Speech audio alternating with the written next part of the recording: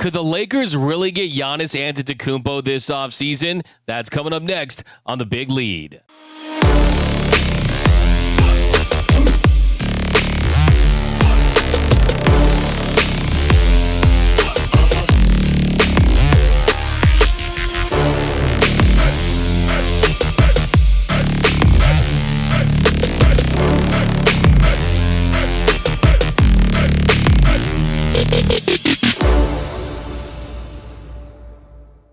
What is up, and welcome to The Big Lead. My name is Doug McKain. You can follow me on X and Instagram at DMac_LA. I've been covering LA sports for over a decade, 24/7 sports, Bleacher Report, Dodgers Nation. I do NFL radio for Westwood One. Also cover the Lakers too for Chat Sports. So tonight we're talking about the Los Angeles Lakers because I see a rumor that's going around. Because the Lakers' first-round exit, because LeBron James has more yesterdays than tomorrows in his career, year 23 could be it for LBJ. Luka Doncic is committed to the Lakers long-term, but could the Lakers swing a trade for Giannis Antetokounmpo? Well, Howard Beck on Zach Lowe's podcast said, quote, "Does Giannis ask out? If he does he have a list?" I poked around a little bit a few days ago, and the initial thing I got from one person was just like some rumblings that it's already just the big cities. One of the LA teams or one of the New York teams or maybe Miami, not a big market, but a glamour market, mid-sized market. I think they threw Chicago in there. I can't remember if Houston came up. It should. So first is like, where does Giannis want to go, and do they honor that? Because again, back to Damian Lillard, you're not obligated to honor it. The second piece is then, what does the bidding war look like? So, I mean, look, does he want to become a Los Angeles Laker? He could. Would the Milwaukee Bucks honor that because he delivered them a championship? Because Damian Lillard has torn his Achilles and could miss the next season? Because it's time for a down-to-the-studs rebuild in Milwaukee? That's possible, but the issue is the Los Angeles Lakers, when you look at the best package they could put together for Giannis Antetokounmpo, you first look at the stars they could throw into the deal and what they would need to do to match the salary. So Giannis, he makes over $48 million. Luka Doncic, he's most likely going to sign that extension. Luka Doncic can sign an extension this summer with the Lakers, and you look at what that could be like. You're talking about a massive deal. You're talking about a massive deal, over $200 million, and it could be up to $229 million over 4 years. And that would kick in the 2026-2027 season. LeBron James has already said that he's not going to opt out. At least that's what the reports are on LBJ. So you just look at the types of players that the Los Angeles Lakers could include in that deal. And we're talking about Austin Reeves. Austin Reeves had a really solid year in the regular season. There was some borderline ridiculous talk that he was the best third option in basketball, which, look, he averaged over 20 points per game, made some big shots, but in the playoffs, he was awful. Like, there's no way to sugarcoat this. Austin Reeves in the playoffs was just not a good basketball player, not as good as he needed to be for that Lakers team to make any noise. He was a one-way player when he was good, and he wasn't playing defense in the first round. He ends up averaging 16.2 points per game, 5 boards and 3 assists, but the shooting numbers were down 41.4% from the field and shot just 31.9% from beyond the arc. So it's not like you can call the Milwaukee Bucks and say to them, hey, we got Austin Reeves coming off a really good year in the regular season. I mean, look, I got to give him his credit. In the regular season, he certainly had a leap. He definitely had a leap. There's no doubt about that. But he wasn't the same guy in the playoffs.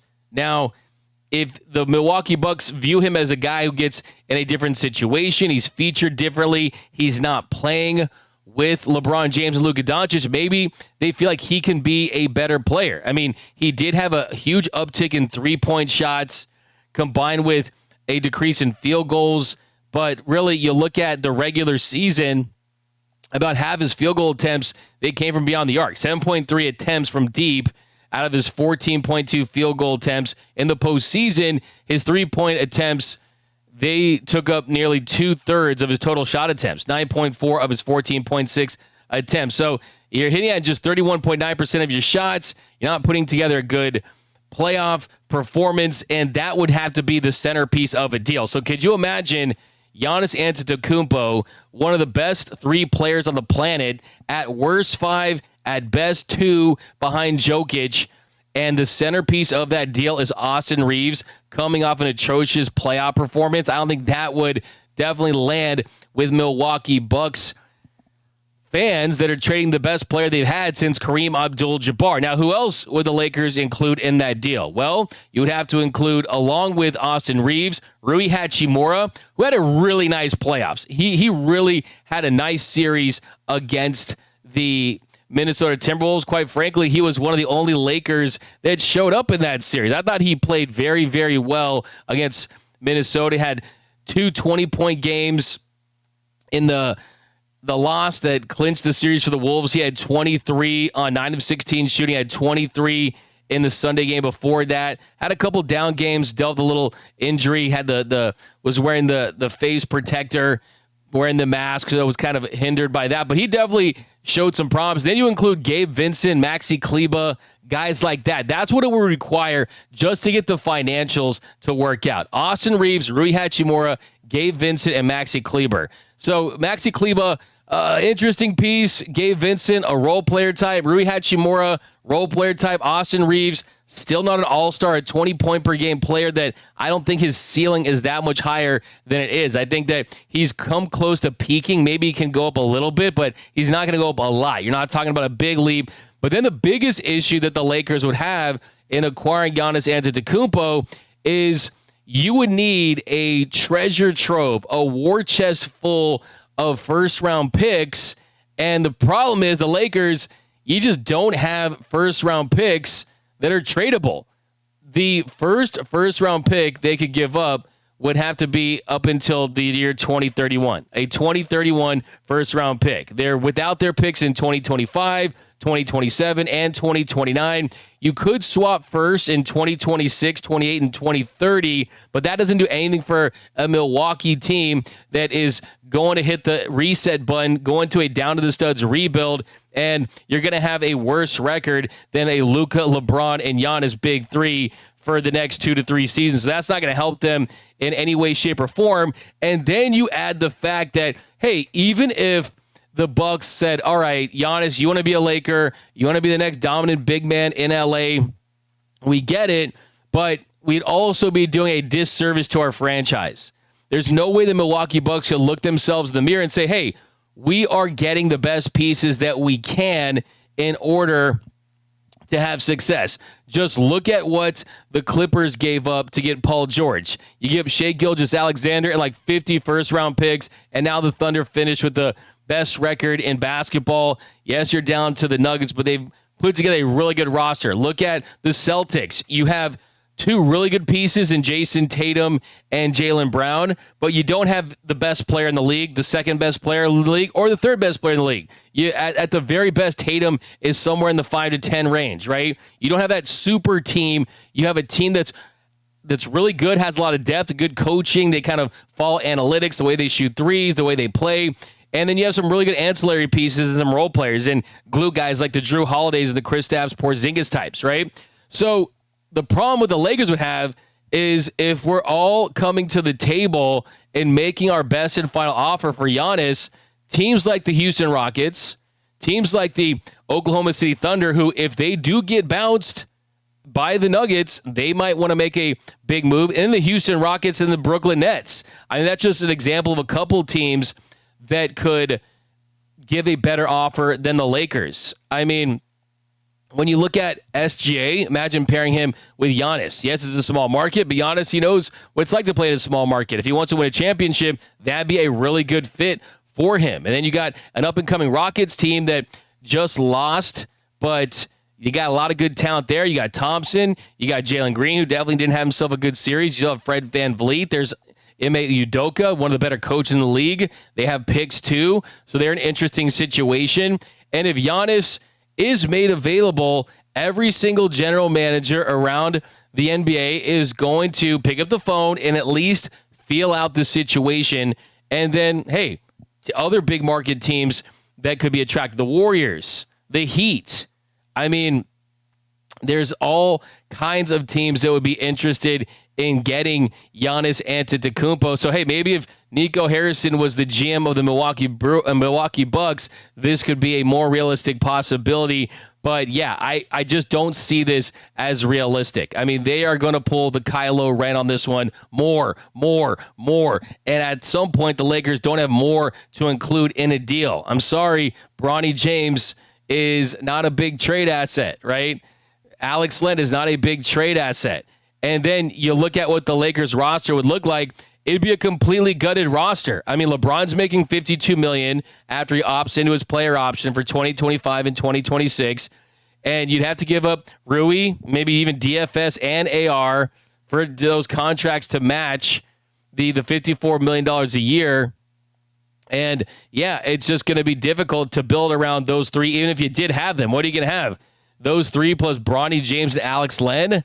I mean, it would be a tough situation. I just think that right now in the NBA, the current CBA makes it very difficult to build super teams. Owners were just sick and tired of seeing the same teams, coastal cities, Warriors, Heat, Lakers, all these teams constantly making it to the NBA Finals and winning championships, right? And yes, the Bucks, they were different, right? They did win. The Nuggets, they were different. They did win. But in today's NBA, it's more about having those cost-controlled contracts, hitting on your draft picks, just like Oklahoma City has done, and hitting on guys they've traded for. I mean, Houston, Boston, they built their own teams from the ground up. And they have to get credit for that. And you just have to rely on not the big blockbuster trades, but just the smarter trades. I mean, Drew Holiday to the Celtics was a smart trade that put them over the top that led to a championship. SGA to OKC was a bigger fleece job than Luka to the Lakers for AD at this point. That's how bad that was. And you also traded for Derek White if you're the Celtics, right? So, I mean, it's who's the smartest? Who's the smartest team that's going to get those players that's going to push them over the top that aren't the superstars on supermax contracts? So, look, I hate to pour cold water on your Giannis Antetokounmpo to the Lakers fever dream, but it's extremely unlikely. It's extremely unlikely for the Lakers to do just that. I mean, I think that fit-wise, yeah, Giannis screams LA. He does. I think you got a European talent with a European talent, Luka Doncic. His personality would fit here, but the trade would only work if Giannis just absolutely begged the Bucks to have him shipped to LA. And a Dalton Connect is another guy you can include in there, but it's highly unlikely that you would kind of see a deal like that for sure.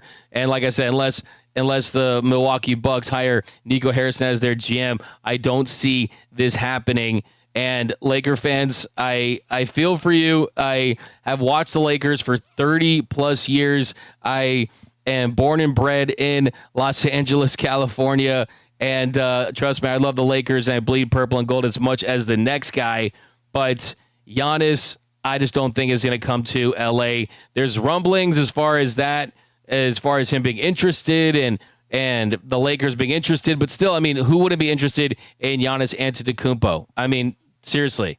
I mean, him and Luka, that's a banner. Okay, that's a Larry O. Now, as far as other rumblings in Lakerland, Luka Doncic is clearly expected to play for Slovenia in the Eurobasketball this summer. So that is going to be exciting, at least to see him play. And also the biggest one, too, Luka Doncic is, quote, widely expected to sign a long-term contract with the Lakers. Yohan Bua of The Athletic, he reported that it's expected around league circles within the organization that Luka is going to show the same loyalty that he was expecting to show to the Dallas Mavericks to the Los Angeles Lakers. Bua wrote, "Yet despite all the hoopla that has followed the deal with the Lakers, universally praised for landing a superstar in his prime, and the Dallas Mavericks widely criticized for not only dealing Luka but also getting so little in return, there was a bit of a fine print that was mostly forgotten in this discourse. The Lakers did the deal without any assurances that Doncic was a player option worth $48.9 million for the 2026-2027 season and is extension eligible on August 2nd would re-sign. That fact might seem like a technicality to some, as Doncic is widely expected to commit to a long-term Lakers future at some point, and that's assuming that it happens this summer. So there's a lot of different ways that this contract could play out. Bua notes that he could simply sign an extension this summer, though that wouldn't be the most profitable path for him. He could instead wait until next summer and then opt out of his contract and then sign a short-term deal that would set him up for an even bigger pay raise in a couple of years. But I think that he wants to commit, and he wants to make sure that whether it's through an extension, through a long-term deal, a shorter-term deal that opens things up, that the Lakers are going to pay him, right? The Lakers are going to pay him. He's going to be the face of this organization for the next 5 to 10 years, and he knows it. He's going to get the max contract. He's going to get maximum sponsorships. If you saw the Jordan brand promotion that they did with him, I don't think that happens as aggressively if he's a Dallas Maverick as it is that he's a Los Angeles Laker. So, look, I mean, if there's one thing that you can count on for this Lakers organization, if history tells us something about what this franchise does, is that they pander to their superstars. They give their superstars what they want. All the way back, George Mikan, Elgin Baylor, Jerry West, Will Chamberlain, Kareem, Magic, Shaq, Kobe, Powell, LeBron, AD. Of course, they didn't give AD the center, but you used AD to get Luka Doncic, and they're going to do whatever it takes to keep Luka Doncic with the Los Angeles Lakers. And now that's really what it's about, is building around Luka Doncic and just making sure that I think that his body is intact, that he's healthy. I mean, JJ Redick said it at the exit press conference for the season that he needs to see his players in championship shape. And I don't know if you've seen this meme going around, this video going around, where it says Luka Doncic before he became addicted to American food. Well, it shows Luka Doncic in his first year with the Dallas Mavericks, and he's looking skinny. He's looking svelte. You see him dunking.